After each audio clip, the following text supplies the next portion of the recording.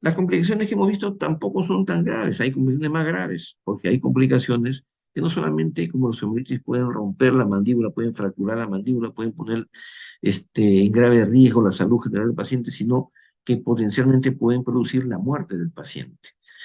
Una de ellas es la trombosis del seno cavernoso, ¿no? Aquí, por ejemplo, vemos un caso en el cual el óvalo de color rojo muestra una trombosis en el seno cavernoso. Esas imágenes radiopacas, ¿no? Que está mal dicho porque es una tomografía, unas imágenes de mayor densidad, en medio de imágenes rarefactas, donde debería ser todo radiolúcido para podernos entender, ¿no? Debería ser negro. Entonces, eso puede ocurrir cuando una infección dentaria del maxilar superior no es solucionada a tiempo, la infección se disemina a la base del cráneo y puede producir la muerte del paciente, ¿no? Ese no es un paciente con trombosis del seno cavernoso todavía, pero lo que estoy viendo es que la infección ya llegó al ojo, la infección ya está en el piso de órbita. Entonces, este no es un paciente ambulatorio, este es un paciente cuya vida en pocos días puede estar en riesgo. En 24 horas podría estar en una unidad de cuidados intensivos. No es un paciente al cual yo lo tengo que medicar y a ver cómo va mañana. Es un paciente al cual, por responsabilidad legal, tengo la obligación de hacerle una receta, en la receta una transferencia y enviarlo al hospital, ¿ya? O al centro de atención que él tenga, si es que tiene un seguro privado. Y en la receta tiene que colocar transferencia. El paciente fulano de tal, con DNI tal, con de tantos años de edad, presenta tal o cual problema y es transferido inmediatamente para su atención a tal centro hospitalario. Y ustedes tienen el, la- el, el respaldo de ese documento que acaban de hacer en su recetario para evitar cualquier reclamo o cualquier complicación que pueda ser atribuida a ustedes. No basta con decir te vas al hospital. No, el doctor me atendió. No, el doctor Botetano me atendió. Y no me hizo nada. Y me compliqué y terminé siendo hospitalizado y mi familia se murió. ¿No? Como dijeron en la televisión, ¿no? No es así. Las cosas se distorsionan, se distorsionan en el tiempo. Entonces tenemos que tener mucho cuidado. Paciente que tiene una infección en el piso de la órbita tiene que ser transferido inmediatamente al centro hospitalario, ¿no? Este paciente, por ejemplo, tiene un flemón y vino el primer día así, ¿no? Entonces yo no veía un punto de drenaje, no tenía dónde drenar. Y tampoco veía un sitio de donde se podía haber originado este problema, excepto el seno maxilar, ¿no? Digo, ¿por qué excepto el seno maxilar? Porque los dos senos maxilares están velados. Hay casos en los cuales una infección sinusal se puede extender alrededor de los dientes y podemos hacer un mal diagnóstico y creer que es una infección dental. En este caso, se trató de una infección sinusal que ya escapa a nuestro manejo, porque el seno maxilar, si bien es cierto, podríamos nosotros irrumpir para hacer algún tipo de drenaje o algún tipo de actividad quirúrgica, es esencialmente el campo de otro profesional, ¿no? Aquí vemos, este es otro paciente que presenta un quiste, en todo caso, con un diente retenido en esta zona, y el paciente había sido ya operado.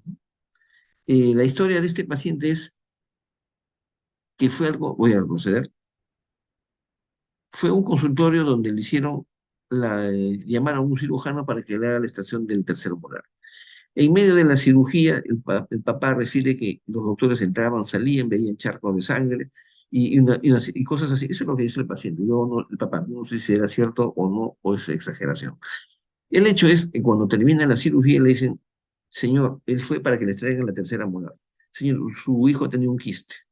Un quiste, le dice, pero ¿cómo un quiste? No, no me ha dicho nada. Sí, encontramos un quiste, pero no se preocupe, ya sacamos el quiste. ¿Y el diente? Ah, no, el diente ha quedado ahí porque no lo hemos podido sacar.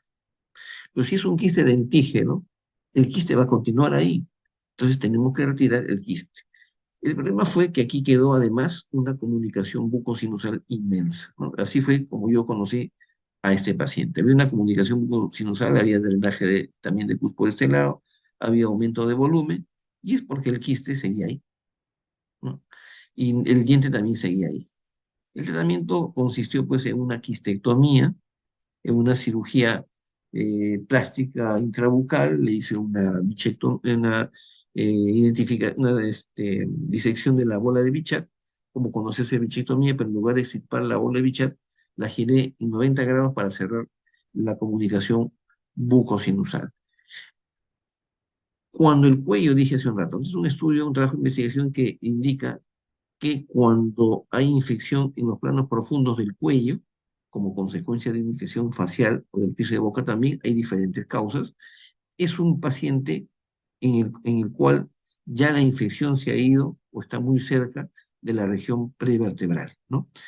Y en la región paravertebral o prevertebral, que se encuentra alrededor de la columna vertebral, es un sitio o es un espacio aponeurótico que se conecta casi directamente con el mediastino.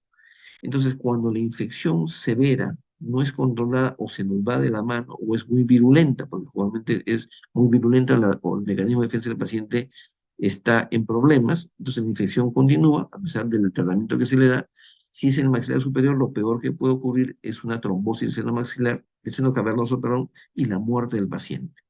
Pero cuando la infección se va al cuello, o sea, hacia abajo, también es un problema, porque se pueden producir casos de mediastinitis, como aquel caso que salió en la televisión, ¿no? Entonces, este es el caso de un paciente a quien le habían puesto unos implantes, ¿no?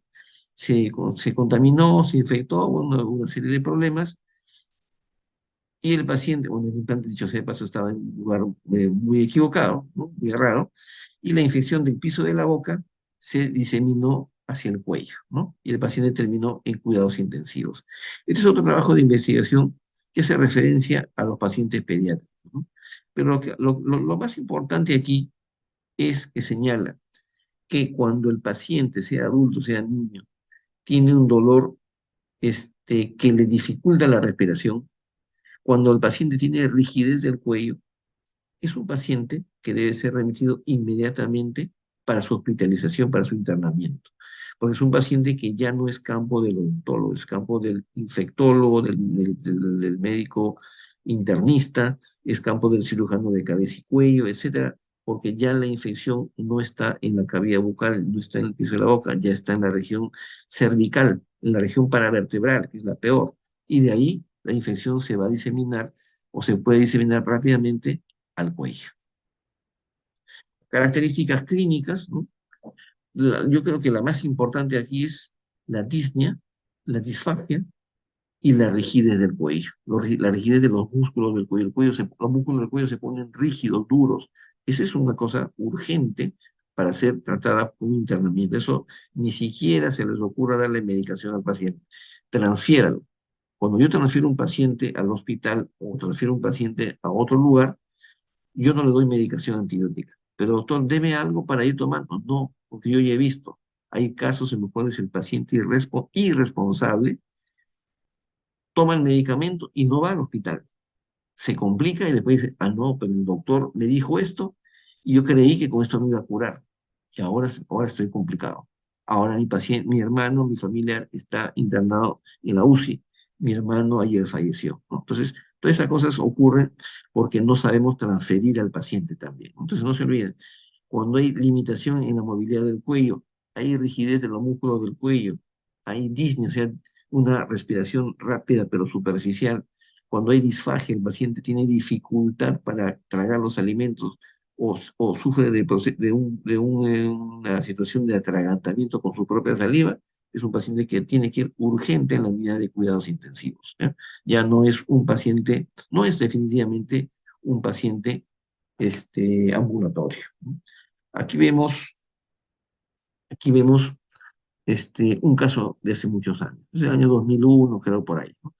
Yo estaba dictando un curso privado, ¿no? En clínica, un curso de cirugía, me acuerdo. Y un doctor fue al curso porque había tenido una experiencia ingrata, ¿no? Y me cuenta, me dice, doctor, he sufrido una experiencia. ¿Qué ha pasado? Yo le hice la extracción de una tercera molar a un paciente en el lado derecho y el paciente se le hinchó en el lado izquierdo, bueno, le hice la extracción en el lado izquierdo y se le hinchó el lado derecho. Y a los pocos días terminó hospitalizado en la UCI y casi se muere el paciente. Bueno, le digo, ¿y cuál fue la causa? Me dicen que fue la tercera molar, pero ¿usted sabe de alguna literatura en la cual me haga un odontólogo a la extracción del diente del lado derecho y se infecte el lado izquierdo, o viceversa. Yo no encuentro eso, le digo, ¿no? Y no le encuentro mayor lógica. ¿Qué te parece? Le digo, si me traes alguna información, alguna radiografía. Yo tengo las tomografías del paciente, porque como el paciente se complicó y terminó en la UCI del hospital Loaiza, yo le tuve que pagar todo. Me dice, yo no quiero problemas, no he querido tener problemas. Perfecto, le digo, me parece inteligente lo que has hecho. Pero vamos a revisar la tomografía plano por plano. Y en la tomografía, lo primero que encuentro, me llamó la atención en la región cervical, este es un corte a nivel del cuello, muchos espacios negros. Esos espacios negros son consecuencia de acúmulo de gases de aire. Eso es lo que produce una infección anaerobia muy severa. Ese es un enfisema, ¿no? Y el enfisema en este caso no es el enfisema que se produce cuando uno utiliza la alta velocidad y el aire se va al tejido, no. Este es un enfisema producido como consecuencia de una infección anaerobia severa, ¿no? Vamos viendo en varios planos, abajo, en la parte de abajo, miren la hinchazón que tuvo en el lado derecho. La muela extraída fue la del lado izquierdo, fue la pieza 38. Y cuando vamos subiendo en los cortes, miren abajo a la izquierda, en este corte, vemos el seno maxilar del lado izquierdo negro, normal, aire, y en el lado derecho el seno maxilar blanco. Entonces, la primera conclusión fue que, si el doctor le hizo la extracción en el lado izquierdo y se hinchó en el lado derecho, la hinchazón del lado derecho no fue consecuencia de la extracción, fue consecuencia de una sinusitis. Correcto. Entonces, leamos bien la tomografía. Si le hemos pedido la tomografía, hay que leer bien la tomografía. Y nosotros nos vamos a ahorrar un montón de problemas, ¿no? Acá es un corte que he escogido donde se ve la hinchazón inmensa en el lado derecho, en los tejidos blandos están aumentados de tamaño, pero lo que llama la atención es el seno maxilar de ese lado, que está infectado. Ese fue el causante de la infección, no fue la extracción que le hizo el doctor. Bueno, tuvo que pagar para evitarse problemas, ¿no? Estos ya no son pacientes míos, pero esos son casos de la literatura en la cual también los pacientes han terminado o en la unidad de cuidados intensivos o han fallecido, ¿no? Nosotros tenemos conocimiento que existen infecciones bacterianas producidas por bacterias gram positivas y gram negativas. Perfecto. Y sabemos que existen infecciones aerobias y anaerobias. Lo que muchos no se acuerdan, porque yo estoy seguro que les han enseñado en la universidad, es que la clasificación no es así. La clasificación es bacterias gram positivas y bacterias gram negativas. Perfecto. Pero las bacterias gram positivas pueden ser aerobias o anaerobias. Y las bacterias gram negativas también pueden ser aerobias o anaerobias. Pero en nuestra cabeza está que solamente existen aerobias y anaerobias. Y las anaerobias se curan o se tratan con clindamicina, ¿no? Esa es una forma demasiado simple de pensar en la antibiótico terapia. ¿Por qué les digo esto? No es clase de antibióticos, pero revisen sus conceptos de antibiótico terapia. La clindamicina es muy efectiva para bacterias anaerobias gram positivas. Repito, la clindamicina es muy efectiva para bacterias anaerobias gram positivas. Y las anaerobias gram negativas, a esa la clindamicina le hace cosquillas, ¿no? Para eso tenemos que utilizar o aminoglucósidos o utilizamos la levofloxacina, ¿no? Que no se administra sola, sino se administra en un combo, ¿no? En el cual se utiliza una sinergia por adición, en donde utilizamos clindamicina, levofloxacina y también una penicilina, ¿no? Que es ya para casos en los cuales el especialista debe manejar. Las infecciones más serias, más agresivas, más virulentas, escriban ahí, anoten. Las bacterias más virulentas que existen en la región facial son producidas por bacterias gram negativas anaerobias, ¿no? Las gram negativas anaerobias producen una severa necrosis, ¿no? La necrosis es de tal magnitud que parte del tejido de la cara se desprende y quedan secuelas muy graves, ¿no? Son las producidas por especies de variantes de Yersinia, por ejemplo, que producen estos problemas. En cambio, las infecciones producidas por bacteroides frágiles, por ejemplo, es más bien una bacteria gram negativa, pero una bacteria anaerobia, pero gram positiva. Ahí sí la clindamicina es muy efectiva, ¿no? Y acá se ve en esta radiografía de ese artículo de investigación, este espacio que está por delante de la columna cervical que se ve como una imagen negra alargada. ese es un espacio muy delgado que no se debe notar. ¿Por qué está aumentado de tamaño? Porque hay una infección, ese es el espacio prevertebral. Ese es el que produce la rigidez del cuello, ese es el que permite que las bacterias se vayan directamente al mediastino y puedan producir la muerte del paciente por septicemia, ¿no? Entonces, estamos avisados. Rigidez del cuello, disfagia, o sea, dificultad para tragar los alimentos, disnea, una respiración acelerada, pero superficial, ¿no? Y algunas características que pueden terminar, perdón, y bueno, es un score de diagnóstico, una ficha de diagnóstico para descartar una mediastinitis, que bueno, ya en esos casos ya el paciente, si bien es cierto, es consultado al odontólogo maxilofacial, simplemente ahí eso ya es manejo pues del médico de cabeza y cuello o del médico especialista en cuidados intensivos o el médico especialista en infectología o medicina interna, ¿no? Entonces las infecciones son muy variadas y es importante establecer justamente todas esas características que nos van a permitir a nosotros dar el tratamiento adecuado. Aquí vamos a ver un caso en el cual, miren, en la axila superior, en la línea media, todas las raíces están achatadas porque hay un quiste inmenso y un quiste que se ha infectado, ¿no? Es decir, la infección no solamente es una situación en la cual la infección está sola. Hay una infección de un diente, de un seno maxilar, qué sé yo, ¿no? De un implante que se contaminó, no. La infección también se puede sobreagregar a un tumor o se puede sobreagregar a un quiste, lo que complica el tratamiento de fondo. ¿Cuál es el tratamiento de fondo? El quiste, extirpar el quiste, extirpar el tumor, ¿no? Puede ser incluso hasta un cáncer, ¿no? Un carcinoma infectado. Eso no es muy frecuente. Lo más frecuente es ver tumores o quistes infectados. ¿Y por qué se infectan los quistes o se infectan los tumores? Se infectan porque hay un diente infectado adyacente o se infectan porque el dentista, de una manera valerosa, llamémoslo así, se metió a hacer una biopsia sin pensar en el paso siguiente. Porque si yo le hago la biopsia al paciente es porque yo le voy a realizar la cirugía de extirpación de la lesión. Si yo no le voy a realizar la cirugía de extirpación de la lesión, yo no debo hacer la biopsia. He encontrado en más de una oportunidad pacientes con quistes o tumores infectados, porque me dice, doctor, por si acaso ya le hice la biopsia, ya te ganaste algún ingreso, ¿no? Estamos hablando entre colegas. Pero el tema no es ese, el tema no es económico, el tema es ¿para qué le vamos a hacer una biopsia a un paciente si nosotros no vamos a resolver el caso? ¿Ya? Entonces, esa es una reflexión que siempre les doy a todos los colegas, ¿no? Este es, por ejemplo, este no es mi paciente, ojalá que nunca me pase, ¿no? Esta es una fascitis necrotizante aguda, ¿no?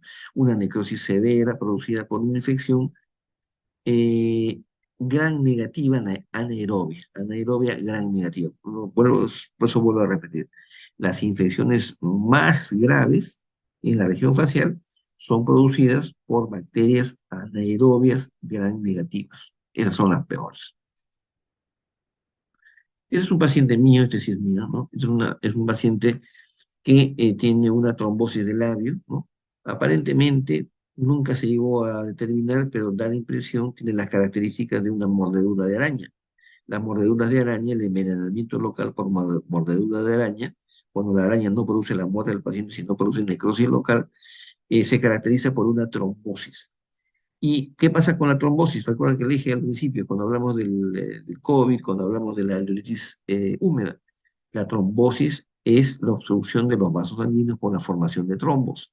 Y después de la necrosis se produce una sobreinfección.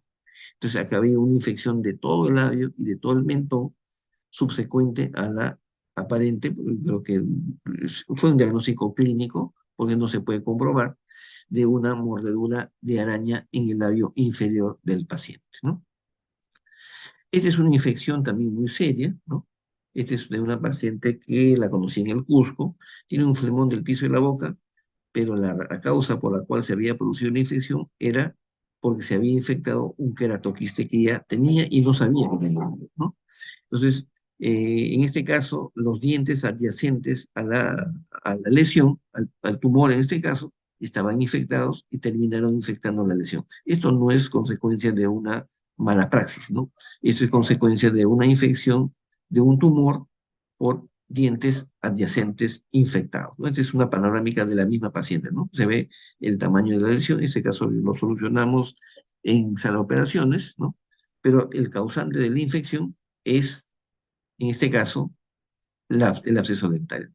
Hubo una serie de tratamientos, ¿no? Acá es, ya después del curetaje se le hizo seguimiento y sufrió una fractura patológica, ¿no? Y es como consecuencia ya de la lesión tan grande que tenía. Este es un caso del año 1991, 1991, ¿no? Cuando trabajaba yo en el hospital de policía. Miren, aquí hay un hilo de sutura. ¿Qué ha pasado aquí? Lo que ocurrió con este paciente es que tuvo una hinchazón en la zona del mentón, ¿no? El vestíbulo inferior, ¿no? Y el colega que la recibió, o que lo atendió, el doctor que lo atendió, dijo, ah, no, acá hay un absceso, te vamos a drenar. No le tomó ni radiografía. Le hizo un vaciamiento del contenido y dijo, ves, mira, ves, ya salió ya del no. Tienes que venir para después seguirte continuando con tu tratamiento antibiótico y después hacerte la prótesis. El paciente nunca mejoró. Lo que ocurrió fue que después concurrió a otro doctor, ¿no? Donde este doctor sí le tomó una panorámica, y en la panorámica, y cuando fue a tomarse la panorámica, el radiólogo muy correcto, me parece muy profesional, le sugirió a la doctora, ¿no? Que se tomara, o al doctor que le tomara al paciente una tomografía, porque la lesión era muy grande, era sospechosa de una lesión tumoral o quística, ¿no? Pero la doctora, bueno, le pidió la tomografía, pero después lo limpió y lo cubeteó, ¿no? Entonces no hubo un concepto integral del caso. Aquí se trató de una infección, efectivamente de una infección, pero de una infección de un quiste. Es decir, aquí había una lesión previa que se infectó posiblemente por la presencia de los dientes que se fueron cayendo por enfermedad periodontal, además del crecimiento que había producido el quiste, ¿no? El crecimiento del quiste que había provocado la pérdida de soporte óseo de los dientes que se cayeron finalmente. Esta es la tomografía donde se ve justamente en la magnitud de la lesión, ¿no? ¿Y por qué digo quiste, doctor? ¿Por qué es quiste si se ve radiopaco? ¿No? Es quiste porque es un quiste infectado. Entonces, los quistes infectados ya no son radiolúcidos, son radiopacos. Después ya no sé más del paciente porque no me remitieron al paciente, ¿no? Ya el paciente se quedó por otro lado. El asunto es que los quistes también se pueden infectar y suelen ocasionar confusión en el diagnóstico. Aquí creo, me parece, es el maxilar superior, aunque el tercer cuadrante también está con una lesión, ¿no? Ah, este es durante el COVID, ¿no? En el COVID yo recibí mucha información, mucha interconsulta en la época. Fueron casi 2 años en los cuales mi consultorio se convirtió en un hospital, ¿no? Era un hospitalito, ¿no? Nunca vi tantos casos de cáncer, creo que como 16 o 18 casos de cáncer en 2 años, ¿no? Porque no había, como repito, no había atención en los centros de atención hospitalaria y los pacientes desesperados concurrían a los consultorios para ser atendidos. Entonces, esa es una consulta que me hicieron por WhatsApp, ¿no? Me mandaron la panorámica y me mandaron la foto clínica, donde se ve pues una imagen mixta, ¿no? En el maxilar superior izquierdo, los dientes se han ido cayendo poco a poco y clínicamente existe una lesión, un aumento de volumen, con una lesión vegetativa, ¿no? Vegetante, con una úlcera y con una necrosis, ¿no? La úlcera con necrosis es característica de un carcinoma epidermoide. Entonces, este es un cáncer infectado, ¿no? Había drenaje de pus, pero era un cáncer, ¿no? En el fondo era un cáncer. Entonces, los quistes se pueden infectar, sí. Los tumores benignos se pueden infectar, sí. El cáncer se puede infectar, sí. Y suele confundirnos más el diagnóstico, ¿no? Acá ni siquiera hacerle biopsia, es evidente que es un cáncer, hay que remitirlo al centro de atención, ¿no? Al centro de atención hospitalaria, ¿no? ¿Ven? Este es un cáncer típico que en cierta forma se ha infectado. Es un cáncer infectado, un carcinoma epidermoide característico. Este es el señor Teófilo, también yo lo atendí durante la época del COVID. Es la historia de un agricultor de la ciudad de Huánuco, que comenzó a sentir un aumento, perdón, a presentar un aumento de volumen, no le dio importancia, siguió creciendo la masa, siguió creciendo, creciendo, creciendo. Un día una de sus hijas va desde Lima a visitarlo y lo encuentra con esa lesión, inmediatamente lo trajo a Lima. Mala suerte en la época del COVID. Yo no le hice biopsia porque le dije, ¿para qué voy a hacer biopsia? Esto es un cáncer. Una lesión indurada, con aumento de tamaño de los ganglios linfáticos. En boca tenía, que no sé si está la foto de la boca, bueno, es un close-up, ¿no? Así está la boca. Un cáncer, es un carcinoma epidermoide típico, ¿no? Ya ni siquiera le pedí radiografía porque la verdad era hacer un gasto innecesario porque yo dije mejor que le pidan la panorámica, la tomografía donde le iban a atender, después me llamó para decirme que la orden que yo le había dado en el INE no la podía haber, no la pudo utilizar porque simple y llanamente no lo recibieron, no había atención durante el COVID, ¿no? Entonces, médicos sacrificados, dentro de la pandemia no lo podían atender al señor porque el sistema de atención de salud había colapsado, ¿no? Entonces, esa es la realidad, no nos olvidemos nunca del COVID porque tuvo muchas cosas negativas y también tuvo algunas cosas de repercusión positiva, como fue el aspecto de la digitalización general en la vida educativa y en la vida diaria, pero hubo muchas cosas que realmente nunca se llegaron a aclarar, ¿no? Yo he tenido varios pacientes que fallecieron después, ¿no? Porque no recibieron ningún tipo de atención en los hospitales durante el COVID, ¿no? Entonces, en general, para tener éxito, nosotros tenemos que tener algunos criterios prácticos, ¿no? Desde la perspectiva del paciente y desde la perspectiva del odontólogo, del operador en este caso, ¿no? En primer lugar, tenemos el paciente busca una persona, un odontólogo, un dentista en este caso, que cumple con el compromiso, en este caso con el ofrecimiento de sanarlo, ¿no? La infección, de curarlo de la infección. El paciente tiene la percepción que que el doctor debería, ¿no? Solucionar el problema con el mínimo daño posible, que no tenga complicaciones, y que si acaso tuviera éxito en el tratamiento, que es lo que le espera, le devuelva la función y le devuelva la estética para que finalmente el paciente, estando curado, el doctor le diga, su dentista le diga, ya estás curado, ya estás dado de alta. Y no se olviden que es importante, muy importante darle de alta al paciente. Dar de alta al paciente significa darle la garantía de que ya se encuentra restablecido, ya se encuentra o curado o en una etapa de mejoría de su calidad de vida si es que se trata de una enfermedad irreversible, ¿no? Porque lo que nosotros buscamos es un paciente que se vaya satisfecho de nuestra consulta.